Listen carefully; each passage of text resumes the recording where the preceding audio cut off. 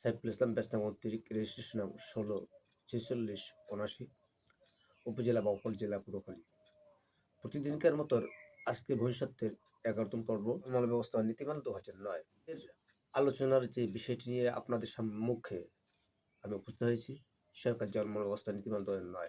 জলমলটা হচ্ছে যে সরকারের নিয়ন্ত্রণাধীন জলাশয় যা মৎস্য চাষের নীতিমালা সরকার নিয়ন্ত্রণাধীন জলাশয় যা মৎস্য চাষের বা মৎস্য শিকারের উপযোগী এবং এই জলসমূহ মৎস্য পালন বা শিকারের জন্য বরাদ্দ দেওয়া হয়। জলমহল প্রকল্পের জলমহল দুই প্রকার, একটা হলো বদ্ধ জলাশয় আর একটা হলো উন্মুক্ত জলাশয়। বদ্ধ জলাশয় হচ্ছে যে জলাশয়ের চতুর্সীমা নির্দিষ্ট, জলাশয়ের চতুর্সীমা নির্দিষ্ট অর্থাৎ স্থলভাগ দ্বারা বেষ্টিত, যেমন পুকুর, ডোবা, দিঘি, বিল, ঝিল, হাওর, হ্রদ ইত্যাদি। উন্মুক্ত জলমহল যে সকল জলমহলের দুই ধার স্থলাবেষ্টিত এবং ছোট ধারা প্রবাহমান তাই উন্মুক্ত জলমহল, যেমন নদী, খাল ইত্যাদি। জলমহল বন্দোবস্তের উদ্দেশ্য হচ্ছে দেশের খাল, জলাশয় ও জলমহল সমূহ প্রকৃতি মৎস্যজীবীদের অনুকূলে অগ্রাধিকার ভিত্তিক বন্দোবস্ত দেওয়া, সরকার রাজস্ব আয় বাড়ানো, মৎস্য সম্পদ সংরক্ষণ, উৎপাদন বৃদ্ধি সহ জীববৈচিত্র্য সংরক্ষণ।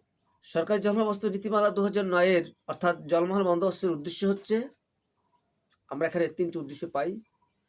একটা হলো দেশের খাল জলাশয়, দেশে খাল জলাশয় ও জলমহল সমূহ প্রকৃতি মৎস্যজীবীদের অনুকূলে অগ্রাধিকার ভিত্তিক বন্দোবস্ত দেওয়া। খ, সরকারের রাজস্ব আয় বাড়ানো।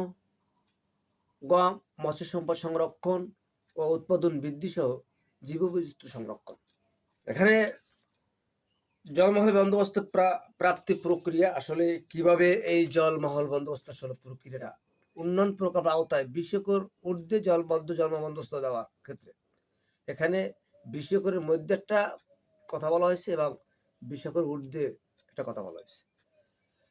যে জলমহল যদি ২০ একরের ঊর্ধ্বে হয় সেটা কিভাবে বন্দোবস্ত প্রদান করবে। উন্নয়ন প্রকল্পের আওতায় এই জলমহল ভূমি মন্ত্রণালয়ের অনুমোদন সাপেক্ষে ৩ বছরের জন্য উন্নয়ন প্রকল্পের আওতায় এই জলমহল ভূমি মন্ত্রণালয়ের অনুমোদন সাপেক্ষে ৩ বছরের জন্য প্রকৃতি মৎস্যজীবীর সমবায় সমিতিকে ইজারা দেওয়া হবে। উন্নয়ন প্রকল্পের আওতায় বন্দোবস্তের জন্য আবেদনকারী মৎস্যজীবী সমবায় সমিতি ইজারা মূল্যের ২০% টাকা ব্যাংক ড্রাফট অথবা পে অর্ডার জমা হিসেবে আবেদনপত্রের সাথে সংযুক্ত করতে হবে। জামানতের অর্থ শেষ বছর ইজারা মূল্যের সাথে সমন্বয় করা হবে। উন্নয়ন প্রকল্পের আওতায় কোনো জলাশয় বন্দোবস্ত প্রকৃতি করণীয় যে সকল উন্নয়ন সংগঠন আছে এলাকায়, তারা যে কাজ করে আসলে কি ধরনের তাদের ভূমিকা থাকবে। বন্দোবস্ত উন্নয়ন সংস্থার বন্দোবস্ত প্রক্রিয়া করণীয় সংস্থার কার্যক্রম, জমি জলার অধিকার বিষয়ে কর্মসূচি অন্তর্ভুক্ত রাখা, সংস্থা প্রধান জমি জলার অধিকার বিষয়ে কর্মসূচি সম্পর্কে স্বচ্ছ ধারণা রাখা, সংস্থার কর্ম এলাকার আওতাধীন বন্দোবস্তযোগ্য খাল জলমহল সম্পর্কে তথ্য সংরক্ষণ করা, জলমহল বন্দোবস্ত কমিটির সদস্যদের সাথে সুসম্পর্ক বজায় রাখতে হবে, জলমহল বন্দোবস্ত সম্পর্কিত সরকার নীতিমালা সাধারণ জনগণের মাঝে প্রচার ও বিষয়ে তাদের সচেতনমূলক কর্মসূচি আয়োজন করা, এক্ষেত্রে সুবিধা বঞ্চিতের নৈতিক আইনগত সহায়তা প্রদানের কর্মসূচি রাখা। জলমহলের প্রকল্পের জলমহল বন্দোবস্ত হওয়ার প্রক্রিয়া এবং জলমহল এই বন্দোবস্তের সরকারি ভূমিকা নিয়ে আলোচনা আমরা একটা কিছু ধারণা পেলাম।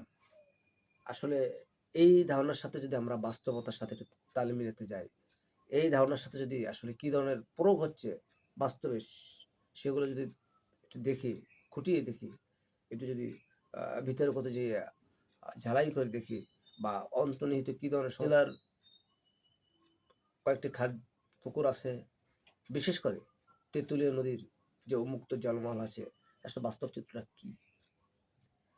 আমরা বিগত কয়েক বছরের চিত্রটা যদি দেখি, দেখা গেছে সরকারি দলের যে রাজনৈতিক যে নেতা আছে স্থানীয়, তারা আসলে নিজেদের নামে এই জলমহল আসলে বন্দোবস্ত নিয়ে থাকে। আবার সরকারি যে বা স্থানীয় তারা বন্দোবস্ত নিয়ে তারা আবার আরেকজন মানে প্রভাব বিস্তার করে নিজের দখল হিসেবে নিয়ে থাকে। আসলে প্রতি খাস জমিন প্রকৃতি মৎস্যজীবীদের বন্দোবস্ত দেওয়া হয় না বা তারা ভোগ করতে পারে না। আমরা আজকের এই আলোচনার মধ্য থেকে যে ৩ টি জিনিস আমরা জানলাম। একটা হলো জলমহল কি, জলমহল কত ধরনের এবং জলমহল বন্দোবস্তের প্রকৃতি কি ধরনের হবে এবং জলমহল বন্দোবস্তের উদ্দেশ্যটা কি এবং আমরা কি পাবো। আজকের